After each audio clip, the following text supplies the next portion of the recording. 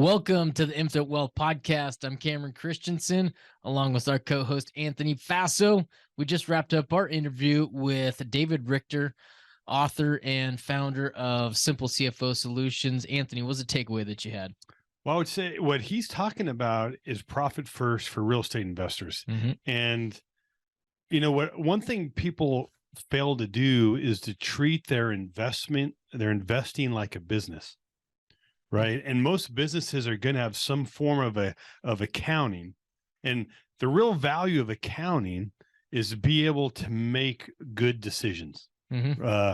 And ideally, the sooner you get that accounting done, the better you're going to be able to make decisions. And most of the time, accounting takes months. Yeah. Right. But with profit first, not only do you not need an accountant, you can really see in real time financially how you're doing, which will allow you to make better decisions. And I had heard of profit first a few years ago. I thought it was more for like large businesses. But what David shared is not only is it maybe even just as important for a small business, but he's showing exactly how it can work for real estate investors. What was your takeaway? The takeaway that I had was that, everybody's got this idea, or at least heard about this idea, pay yourself first, whether it's Robert Kiyosaki or Richest Man in Babylon. But again, right, you read this book and David goes in there and he gives you practical step-by-step things that you can implement now today. And I saw that as probably the single biggest takeaway, right? A lot of people, it's tough to go from theory to practicality and implementation, but this book does allow you to do that. So great stuff. Hope you guys enjoy our interview with David Richter, the author of Profit First for Real Estate Investing. But additionally, he's also the CFO and founder for Simple CFO Solutions, which matches real estate investors with a fractional CFO to grow their bottom line and decrease financial stress. Enjoy the episode. Take care. Hey guys, real quick, we are setting up a special webinar with David Richter on Friday, February 17th. So make sure you guys look for the details and sign up for that. Anthony, tell them what they're going to learn there. Well, in the podcast, we kind of got a big overview, right? But now he's going to be able to share his screen so we can he can dive a little deeper into the mechanics of how this works and why. And I think the best piece is you have the ability to ask questions to this author. So if you're a real estate investor, even if you have one property, or maybe even if you have none, but you intend to have some, there's going to be some great value of you attending this webinar, and you can't beat the price. Yeah. Check for the link in the show notes. Welcome to the Infinite Wealth Podcast, where we teach clients how to build wealth and create passive income without the risk of Wall Street. David, thank you so much for joining us today. We are excited to have you. Thank you for having me. I'm excited to be on here and to speak. Absolutely, man. David, for the audience that does not know David, right? You soon will, but he is the owner and founder of Simple CFO Solutions. And what you guys do is you match real estate investors with a fractional CFO to grow the bottom line profit and to decrease financial stress. And additionally, he is also author of Profit First for Real Estate Investing. David, again, thanks for being here, man. Yeah, I'm excited. I love sharing the message. Absolutely. And for those that don't know you, can you maybe give us a little bit of your background, right? Yeah. So maybe on the real estate investing and then also how Simple CFO came about. Sure. That is a story and a journey. So I'll give the high level overview and then you can ask me questions from there if you want. But Perfect. it was in college. A good friend gave me the book Rich Dad, Poor Dad, and that sealed the deal, for me thinking differently the rest of my life. And I bought a property right away. Went out there and bought my first one, fixed it up, and it was an awesome property. Rented it out first, lived in it. It was my first house when I got married. Then I actually lease optioned it when we moved out of there 2 years later. And then the tenant cashed me out 6 months later, and I got tax free, no capital gains tax because I had lived in the property. So this was awesome as my first deal. Then it grew from there. I started investing with another company and like getting on their team, and just that was a good experience because we were at our highest point doing 25 deals a month. So that was a ton of experience. Got to see wholesales, fix and flips, turnkeys, rentals, lease options, land contracts, subject to deals. the whole gamut in real estate. And I got to sit in a lot of different seats, like marketing and acquisitions and dispositions and project management, property management, finance, like the whole thing. So that was an awesome experience. I did that for 5 years and saw over 800 deals while I was there, which was a ton of experience. And then from there, I moved to the Richmond, Virginia area and did some deals with a good friend there, and literally, like sat down with him and helped rearrange his finances because he, like most investors, it was a mess. And I'm like, what's going on here? And that's kind of what sparked me to start Simple CFO, because a lot of people are doing a lot of deals, but don't know where the money's going. They don't really know what they're making, spending, or keeping. And that was true with the 25 deals a month we were doing. We were like spending 26 deals a month once I finally figured that out, which was not fun. And then also with this guy too, it was like, hey, we don't even know where you stand. Like, where is your money? Where is it going? And trying to just get that. And so then when that all came to be and I was able to actually guide him through to see where his numbers were and where he was, he was able to refinance some of his properties. He was able to cut expenses. He was able to ramp up some of the deal flow that he was doing. And that was just very eye-opening to me that, hey, there's probably more people out there, go to these masterminds events type things, and a lot of people beating the chest like, yeah, we did 2 million this year, and then like crying in the bathroom like, yeah, but we spent 2.5. So that's what I saw a lot in the real estate world, and I knew there had to be a better system and a better process for the back end, because everyone's got a great marketing front on the front end. And that's where I read Profit First from a mentor's, they gave me that advice: read Profit First if you're going to start this business, Simple CFO. So I did. I read that, and it was a great system for the finances for entrepreneurs, especially not just for numbers people, but for people that, wanted to do the deals and keep more of the money. And that's what I incorporated with Simple CFO as one of the frameworks of the cash flow management. And that's kind of the high level overview of being a real estate investor, doing a lot of deals, to then teaching people like, keep the money. If you're going to make the money, like, don't be doing 25 deals a month and spending 26. So that was kind of the high level journey from real estate investor to owner of Simple CFO, now helping over 100 real estate investors on a monthly basis, have a team of about 30 CFOs on the team, and, helping people with the finances and keep more of the profit. That was some great stuff there, David. And now you made a great comment how you would help this organization kind of take a different approach of viewing their finances, but like, how does just seeing it in a different way create so much value? A lot of people just focus on what the balance is in my bank account, is what a lot of entrepreneurs do. So yeah. How is what you did, how was that able to allow them to execute to improve the business? Oh yeah, there's a lot to unpack in everything that I've gone through, for sure. The first thing is the guy in Virginia. Let's take that one first. Yeah. When he was always constantly asking, even with managing from the bank account, where's my money? Like, well, I have no idea. Like, I thought I made more, so shouldn't I have more here? And like, where's all my cash going? And we couldn't just open the books. It was just a mess. It was just, I couldn't find where the cash was or anything. They had a bookkeeper that wasn't real estate, investing savvy. So that really hurt him.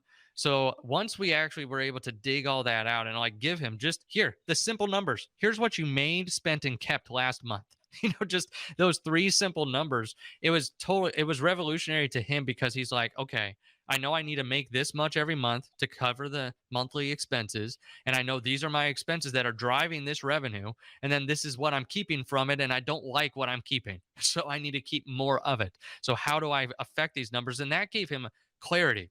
Because a lot of people have one big bank account where all the money goes in, all it goes out. And you're exactly right. That's how they manage the entire finances of their business, is that one big bank account. And it doesn't give them any clarity, no confidence to make decisions. Can I take this money out? They feel bad, frustrated, or even guilty for taking money out of their business. Then they're wondering, is this my money? Is this the project or rehab money? Or like, what's in this bank account right now? That's where that guy was. And then we were able to see, okay, let's set up some let's set up some different bank accounts. Let's give every dollar a name. Let's make sure that, hey, we know where your money's going. And for him, he had a small portfolio of properties. Once we knew this is what you were into each property, and this is the loans you have against them. Well, guess what? You only have 30% of what the actual value of your portfolio is, like in loans against them. And so 70% equity. you poured a lot of your own money in there. He was able to refinance out and get several $100,000. It's just that clarity and being able to affect the numbers, being able to say, I'm not making enough, we have to make more, or I'm spending too much or not in the right areas, or I need to keep more. Like, I'm constantly stressed out in my business. That was him. He wasn't paying himself. He didn't know what he was making or spending. And then he had no idea, am I keeping enough of it? He just knew I was stressed all the time. So it's giving people that clarity of where their money's going. Wow. Yeah. There's a lot there, right? Just lack of clarity, right? Lack of control, not being able to kind of see the big picture, right? What is, I don't know if we want to get into the book yet. Did you have one? Well, I mean, we should maybe talk about what Profit First is in case somebody hasn't. Perfect. The question I was going to ask you, David, is what is the core message of Profit First for real estate investors? Well, the core message that I wrote for that book is that you don't have to do more deals to get more profit. You need to take your profit first. So you have to make sure that it's that mindset that we all have. All entrepreneurs have this mindset that revenue solves all problems. But that's at a certain point, that's true. It's if you have a back end system to catch the dollars. Because if you don't, you just constantly drive revenue. They think that, a lot of people do, that $100,000, and if they're making six figures, yes, I finally got my business to six figures, and when I get to seven figures, no more problems. And then they're like, that they're going to build their business and revenue is going to save them. Well, guess what? If they have the same habits that they have at 100,000, that's putting them in the rat race. The same thing if they get to $1 million. The person who makes $1 million but spends 1.1 is poorer and less wealthy than the person who makes 500,000 and keeps 250, or even 100,000 makes 100,000 and keeps 50 of it, or whatever. That's where the Profit First core message is, making sure you actually have profit at the end of the day, that you have profit and that you put it first as well. So you don't just have it at the end of the year, but you have it from every deal, every month, every week, making sure that profit is the priority, which it sounds baffling, right? For for-profit companies to have to say this but a lot of people have complexes. A lot of people were told middle-class mindsets in their past, like, we don't have enough, or we can't afford that, or it's bad to make money, or whatever, the limiting beliefs they have around money. But then they need someone to come in and say, you started a business. The purpose of the business is to make a profit. Your purpose might be different. Your purpose might be to save orphans and build orphanages, or do something very noble, or to buy huge cars and like the jet planes, or whatever it is that you want from your business. But the purpose of the business is to make money. So that's where we have to make sure that there's a system in place to do that. That's where a lot of people, and even in the book, we talk about this, that we get this mindset from everyone, from other entrepreneurs, that it's sales minus expenses equals profit, which sounds reasonable. I make a sale, I pay everyone else and their mother, and hopefully I have some profit at the end of the day. That's where a lot of people live, in the land of hoping. I hope I make profit, and I pray there's some left over for me to actually have some fun with.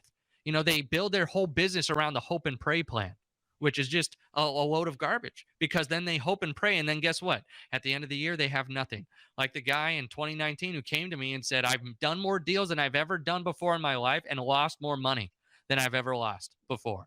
That's where people go if they go down that rabbit hole. If they say that I'm just going to put expenses first, I'm never going to think about the business. But the Profit First message is sales minus profit equals expenses, meaning I make a sale, I take my profit off the table, then I grow the business from what's left over to make sure that I'm healthy, the business is healthy, that I'm growing this thing without growing the cancer. Like if I have cancerous habits in here, I don't want to kill my business and make the tumor bigger. I want to make sure the right things are getting bigger and better. So that's where Profit First, that mindset, comes into play. And then there's practical steps. That's what I believe separates the Profit First mentality and that message than like Rich Dad Poor Dad, because he says, pay yourself first. And then what's the richest man in Babylon? A portion of all I have is mine to keep. Like that message is out there for sure. But I like Profit First because it says, here's a system as well. It's not just a crazy formula where you switch a couple of the words and now don't you get it? It's like, well, no, here's an actual system to make sure that you get it, that you actually have more dollars at the end of the day than you did when you started. So that's where I could go into the back end, but I've been talking for a while. So that's really the mindset around it. But then there's also a practical system to back it up to make sure you have actual more profit too. David, no, I'm going to ask you to go into it because I can appreciate what you're saying, right? First thing that we got to attack is the mindset, right? Make sure we're focused. And then we have to have some actionable steps to kind of put into place. So, right, everybody's read Rich Dad, Poor Dad, right? If you haven't read Richest Man in Babylon, go get it. It's a great book. It's a good one. That was probably the first one that I was introduced to kind of this mindset that, hey, right, most people end up taking home whatever's left over. Is you got to put yourself first because you're the one that makes this whole thing work. I appreciate both of those books, and I appreciate your approach in this book to saying, hey, here's the actionable steps. So, David, if you can, I'm going to tee up again, man. What are some of these actionable steps that somebody can do to kind of take control of their finances here? So the first one, I'm going to give you two major ones and then something to do with the money on a consistent basis. But the number one thing that I would say is you need to find what you need to keep from your business. So I like to give the framework of you need to know what you make, spend, and keep. A lot of entrepreneurs don't know those numbers, those simple numbers. What did I make last month? How much did I spend? And did I keep any of it? So that's where we have to know those numbers. And the first thing I would get is what do I need from my business? What do I need to keep? Because let me tell you a quick story. Since we're doing this live, I actually have a pen here. And even if you're listening to the thing, I'm holding a pen in my hand right now. That's where a lot of people, when they're born, or everyone, when they're born, is born with a pen in their hands. And I take this story from Crucial Conversation, so I can't take credit for it, but it's a great story that illustrates this point. But in that book, they say everyone's born with their pen in their hand. That your pen is your self-worth. When you're born and 0 to 5, you're usually holding that pen and you don't care what anyone thinks. You are just authoring your story and you're bouncing off the walls. Ask my little 6-year-old daughter, just like living life to as large as possible. You don't care. But then you get a little bit older. She's going to go into junior high and high school. She's going to face the peer pressure. There's going to be what are they wearing? How are they acting? What are they deciding? How do I fit in? How am I accepted? And then that's giving up your pen to them. You give up your pen in that junior high, usually high school age, and you say, I want you to write my story for me. And then you wonder, why do I feel crappy all the time? David, sorry about that, but we lost you right there at why does Anthony feel crappy all the time? You can pick it up from there. That'd be great. Awesome. So that's where a lot of people feel crappy when they are in the high school, junior high, because they're letting everyone else write their story. But then you get to be you listen to this podcast, you're probably different. If you're an entrepreneur, you've started your business or you want to start your business, that's where you're taking your pen back again.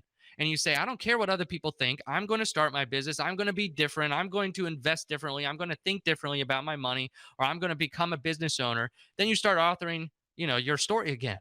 But then you listen to a podcast where a guy says, oh, we were doing 25 deals a month and like 800 deals. And like, I need to be doing that, or I need to be doing 5 million a year or whatever. Then you give up your pen again. That's really easy to do in the real estate investing world. Hear what everyone else is doing and compare yourself and say, I need to do that. That's where one of the guys that we worked with at first that I even mentioned his story briefly, in 2019, he lost more than he's ever lost because he was trying to scale and grow. And he did it in a form and fashion that was burning him out, 80, 100-hour weeks. His wife was working in the business. She was stressed out. She started having seizures. It's like he was doing the scaling for all the wrong reasons because other people were authoring his story. That's where the first thing you need from your business is to know what you need from the business. So you need to sit down and say, this is what I need to keep. Because for him, he thought he needed to do 2 to 3 deals a month. And he sat down and said, with the profitability of my average deal, I only have to do 5 deals a year. And he was trying to do 20 to 30 deals a year. And it's like, you don't have to be killing yourself for where you are right now. That's where you have to make sure, what do I need from the business versus I hope I have profit and I pray there's some left over at the end of the year that I could spend. That's where this is the difference. This is now building it around what I need to keep. There are simple things to ask yourself. Okay, this is how much I'm bringing in now. This is how much I need to bring from the business. This is the percent of what my business is currently bringing in versus what I need to, and I need to make it up somehow, whether it's by more deals or whether it's like, okay, I still need to keep my W-2 job until I'm at this certain point. But you need to give yourself that first point of, I need to know what I need to keep from my business. That'd be the big first one. Because you need to take your pen back and you need to make sure your business is not controlling you and writing your story for you and you feel crappy all over again and you wonder why. because that's where a lot of people get into their own rat race. Like you try and exit your W-2 job and get into real estate investing, and then you realize like, shoot, I woke up and I'm in a bigger rat race. Like now I'm living, instead of paycheck to paycheck, I'm living deal to deal. So it's like, what the heck? You need to author your terms again. You need to know what you need to keep from your business. So the first thing, find that keep number. If you have a spouse, sit down with him or her and say, what do we need to bring in? Like, get the people that are important to you on the same page with your money. That goes a very, very long way. Not just with your marriage, if you have a spouse, but also with your clarity, your mental focus in the business. What do I need to drive for at first? So that's the first thing. The second point is the actual system. Okay, now I know what I need to keep. I have that North Star. What do I do in order to know how much I make, spend, and keep? What can I put in place? And what I love about Profit First, we already talked about, if you have the one big bank account, you're probably going crazy. You don't have clarity. You have no idea if you can take money out, or if you can, if you can take anything, or if you can spend it or whatever.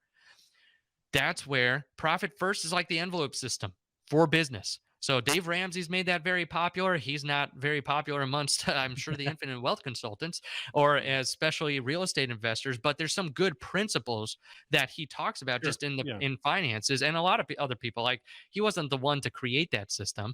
That system's been around for a long time. But the concept of give every dollar in your business a name. As it comes in, you need to know what it's for. Not something where you're like, oh, I've got this money in there, this is what I'm going to spend. No, before you've even spent it or put it somewhere, you're giving it a name. So what do I mean by that? You set up physical bank accounts and name them different things to make you focus on what's important to your business. The first 3 bank accounts I would set up is the Golden Trio. I love that, the Golden Trio, because I love big epic sagas like Star Wars, Harry Potter. I mean, I get my stereotype. I take my stereotype as far as possible. So I get it. So I love those big epic sagas. So like, you've got Harry, Ron, Hermione, right? Or Luke, Han, Leia. Always the 3 main heroes, always making sure the story we were talking about, because it's Cameron, right?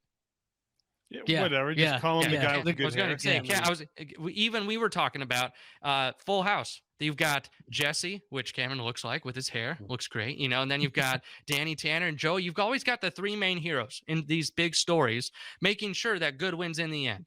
That, that the girls learn what they need to learn, or that in Harry Potter, that Voldemort is defeated. Your business is your epic saga. So you need to make sure that you have 3 main accounts, these golden trio of accounts, to make sure that you're going to win.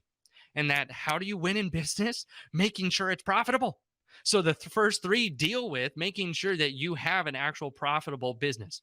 The first 3 accounts, number 1, profit. Very simple, right? There we go. Number 2, owner's compensation or owner's comp. And number 3, owner's tax. The owner's comp is my favorite account. I'm going to go through all 3 of them, but the owner's comp is my favorite because that's the get out of the rat race account. That account should be the fulfillment of number 1. We talked about what do we need to keep from our business. Find that number on a monthly basis. What do I need to keep? Then the owner's comp bank account is to be filled up with at least that keep number every single month. So that way you can either exit your W-2 or build a buffer in there and say, hey, I've got 3-6 months of my own pay. I won't have to worry if the market changes or if the deal doesn't close. But then profit is icing on the cake. Every quarter I would take some out of there and celebrate. So that way you feel like, hey, this is worth it. Now I can fulfill more of what my life's purpose is and use this money and direct it how I want instead of the money jerking me around. Then you've got the third one, owner's tax, making sure that the IRS is not slapping you upside the face when it's tax time and you have the tax money there sitting to make sure that you don't have to do, hey, it's tax time. I got to do 4 more deals right now before, so that way I can fund my taxes. It's making sure you have that. So those are the 3 accounts to set up first. If you set those ones up, you'll be so light years ahead of other real estate investors because you'll actually be giving those dollars a name and be profitable and just get into the habits. And if you're like, I'm not profitable right now, start with a low percentage. Start with 1% in those accounts. Start where you can so that way you can build the habit muscle of being profitable. There are other fundamental accounts for real estate. So buckle up, and then I'll give you one action item from number 2 that'll make it real simple. I would set up an income account or deposits. You can name it either one. It's where all the money comes in and just sits. So instead of it coming in and out of one big account like that, the operational expenses or whatever, now you've got one big account where it all sits, but then you transfer it out to the other accounts. So it's helping you get control and then give every dollar a name. You still have OPEX though. So you can transfer it from income to OPEX where it's the operational expenses. So you're still going to have the outflow of money. That one's going to be more of the like the bad guy of your business, you know, the ones that's the one to know how much you're spending. There is a 6 account that I did for Profit First for Real Estate Investing, OPM, because a lot of people get loans from other people like private lenders or hard money lenders or, you know, institutional financing, or, and you might get the money before, you know, like you actually need it, you know, before all the draws. Not everyone does a draw. Some private lenders actually fund the whole deal. And then that's dangerous to the person where you have one big bank account and it's all sitting in there, because then you use that money and you get yourself in a Ponzi scheme. So like use the OPM account so you don't touch the money in there except for rehabs or the projects. So that way that gives every dollar a name, and those are good fundamental accounts. And if you're like, David, you just told me to like open up 6 bank accounts. Can you at least do one from this podcast? So can you open up a profit account and transfer 1%? Open up a business checking, transfer 1% of everything that you bring in, and start living on less than you're making. There you go. Novel idea, right? So it's like that's where number 1 and number 2, the knockout punch. Know what you need to keep. That gives you a good goal to start.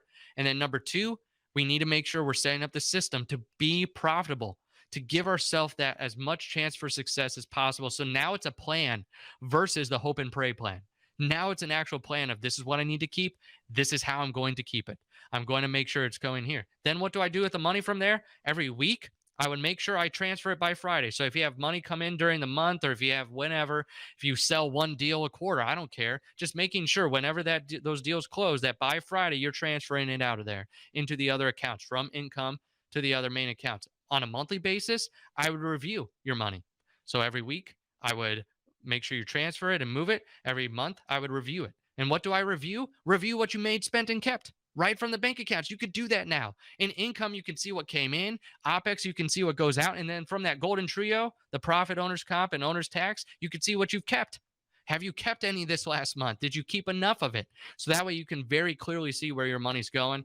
And then every quarter, I would take some money from the profit, up to 50% out of there, and celebrate. Do what you want with it. You know, some people that we're working with right now, they buy the cars or they go on vacation. Some people are given to camps for kids to make sure that, you know, or whatever. You know, some people are actually building orphanages. That profit account is for you.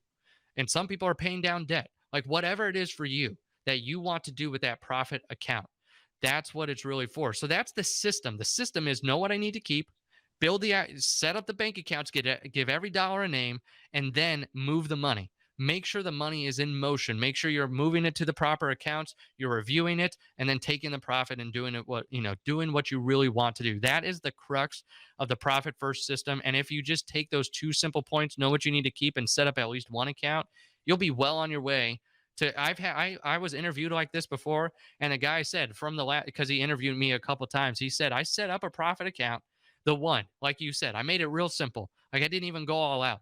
And he said it was 6 months later, and I had like 6 figures in that account that I had forgotten about.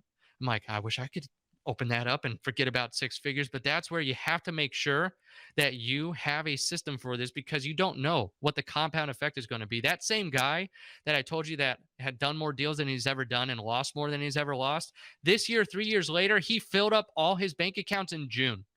Like his profit account, his owner's comp account, like he wouldn't have had to work the rest of the year if he didn't want to. He kept working, of course, but he was able to spend 3 weeks on the road with his kids in an RV. He was the one where he was able to, he lost $70,000 in 2019. He was able to give $70,000 this year out of his giving account to others. So it's like, this is the compound effect of having a system in place and knowing where every dollar is going, and then being able to watch that money grow and then do what you actually want to do with that money. So there you go. I know that was a lot, but that's the crux of the system. I think we're both kind of trying to get in there. Yeah, I got one for you. I'm always looking for I'm always looking for the easy way out, right? So let's be honest here. Is part of that going in there and allocating these dollars to different accounts? Can you automate that in any way? There's several online banks that do that. The one that's off the top of my head, North One Bank, is an online bank that does that. I've used them in the past. They've gotten a lot better since when I first started them a couple of years ago. But you can literally set up one main bank account as the income account where it all comes in, and then designate percentages underneath that, and it'll push the money, to the other accounts from the income account. So I do like that one. Then there are some other online banks that do that. I just don't know them off the top of my head, but there's been several of my friends that are like, yeah, we open this one and, it does that automatic transfer, like with what percentages that I set up. I want to, Joshua just made a comment, great information. And so we are streaming this live. So if you have any comments or questions, now's the time to go ahead and put them in the chat. David, I can tell you're passionate about that. And it's just great to see that passion coming over. And I wanted to make a couple of points on, you had all those different accounts,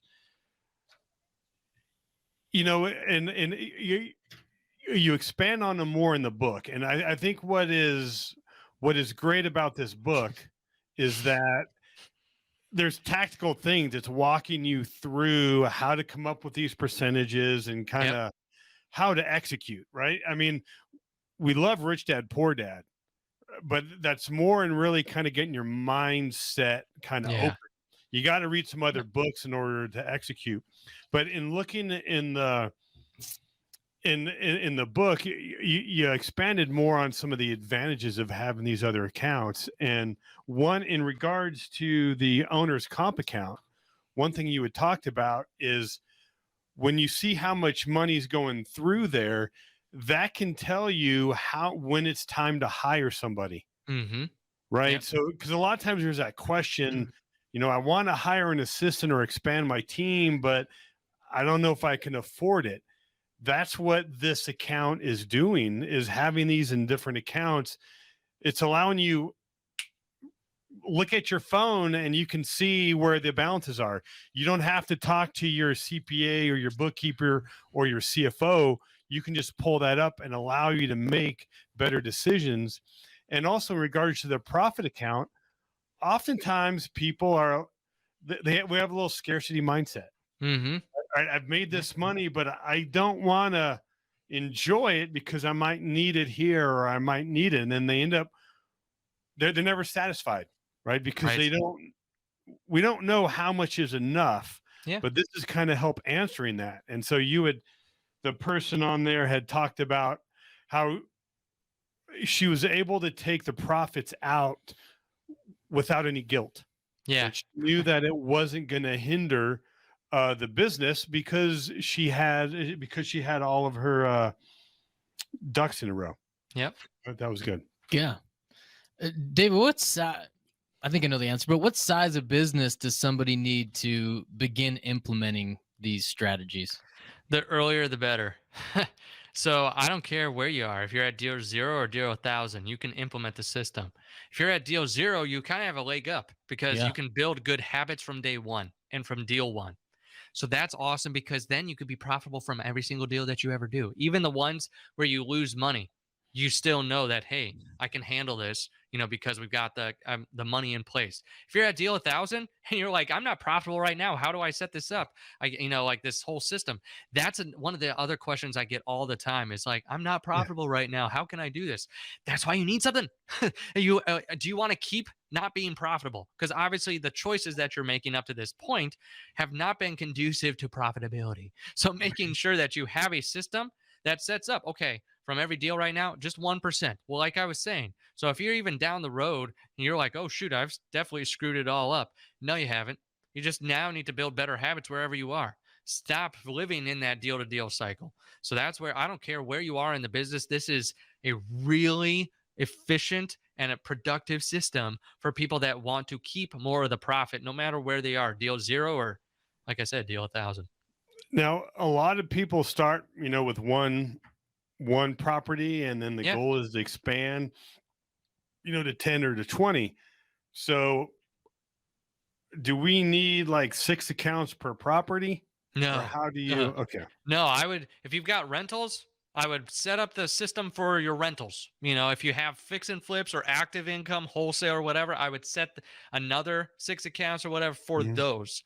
It's like for the major functions of your business. So if you're doing buy and hold and the active selling of it, then give yourself clarity on both businesses. But you don't need accounts for each individual property. And when you first start, if you're at the onesie twosie right now, you're not going to be able to pay yourself probably enough. on a monthly basis. So, like especially if it's rentals and you're cash flowing $300 a month or whatever. So you have to make sure, okay, what are my benchmarks? When could I retire, from my W-2 job and just live off my rentals? How many rentals is that? How much of that 300 can I put into the owner's comp bucket and still have, some for the repairs, maintenance, and the vacancy turnover and all the other stuff that comes with rentals? So it's just giving yourself good goals when you set these, accounts up and the system up. Then yeah, don't set it up for every property, because if you're going to scale it all, that's going to be a nightmare if you set up 6 accounts per property. Real estate's got a big umbrella, right? You touched on a Yep. couple of those, right? Long-term rentals and those things. Yeah. Are there strategies that you can implement, maybe based on long-term rentals, syndications, wholesaling, something like that? Like different strategies for the system. The system, what I love about it is for the fundamentals of it work for any business, and you don't have to change it much. The things that change are the potential bank accounts that you set up and the percentages. So yes, like even in the book, I give different percentages if you're buying, holding versus actively trying to sell a property. So that's where those can be different, but the core principles are the same. What we're really trying to do here is what I hinted to a while ago, is not spending every single dollar that you're making and making sure you actually have some for yourself, which covers any business. Making sure, I don't care if it's syndications, if it's, single family, if it's the buy and hold or whatever. So the core principles stay the same. It's just the little tweaks. And that's why I even wrote A Profit First for Real Estate Investing, is that there was enough tweaking to do from Mike McCowett's original book, for the real estate investing world. So same concept there too. Awesome, David. Where can somebody find you, right? If somebody's listening and they love what you're sharing here and they want to try to implement some of this stuff, where can they find you? simplecfo.com. So Simple CFO, like chieffinancialofficer.com. That's a one-stop shop. You can schedule a call with our team. We handhold you through this process and hold you accountable to making more money and keeping more of it. That's really what we're doing. We're like financial coaches / consultants and fractional CFOs to lead the financial department. Then we also have the book there, our podcast, If You Need Hope, where if you're like, oh shoot, I'm spending way more than I'm making. There's been a lot of people that we've interviewed that have been in that position, and then Profit First has helped them dig themselves out of that hole and get to a better place. So if you need some hope, you can go there as well too, right there at that link, simplecfo.com. Awesome. And David, we spoke a little bit beforehand, right? You're familiar with kind of the basics of what we do, right? Infinite banking. Yeah. If you wouldn't mind, man, tell us a little bit about your history of it and maybe your take on it. For us, it pairs very well with Profit First, because literally your policies can be like other bank accounts.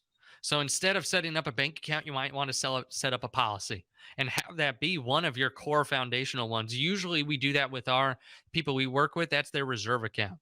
That's the one where they might not need right now, but if it gets to a bad time, they're setting that up, and then, okay, here you go.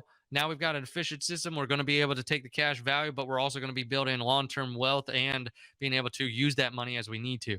So like we set that up. And then also like if they want to buy their own investments and use their own money, that's usually another, policy that they set up as well too. But that's where I love the infinite banking and Profit First, because I feel like Profit First gets your mindset and then habits right. And then once you know how to handle money better, you can also turbocharge it with infinite banking and have a more efficient vehicle for your money to actually flow through than just a bank account. So I'm like, usually when I'm teaching people, I'm keeping it as high level as possible on the Profit First side, but we can go very deep into like, okay, you've got this system down. Let's teach some more other concepts as well too, like infinite banking, and making sure that you can have as much money as possible available to you and as efficient as possible as well too, and making sure you're getting all the benefits and learning everything you can about how to manage money and how, because like I said before, it doesn't matter if you're making $1 million if you're spending 1.1. Like we have to know what are the most efficient vehicles, what are the best ways to be able to have that profit at the end of the day. So I think infinite banking and Profit First marry very well. Well said. And the author of Becoming Your Own Banker, Nelson Nash, he's famous for saying it's not what you make, but it's what you keep. Yep. And David, well done, man. Really appreciate you coming on today and sharing our information with our listeners. And we'll make sure that we have that link to your website here in the show notes to wrap this thing up. Yeah, well, I appreciate that. Appreciate you having me on. Thanks, David, and go make it a fantastic day. Thank Take you. care. Thanks for listening, and be sure to subscribe so you don't miss out on the next episode. Also, check out our website, infinitewealthconsultants.com, to find our podcast along with other additional resources.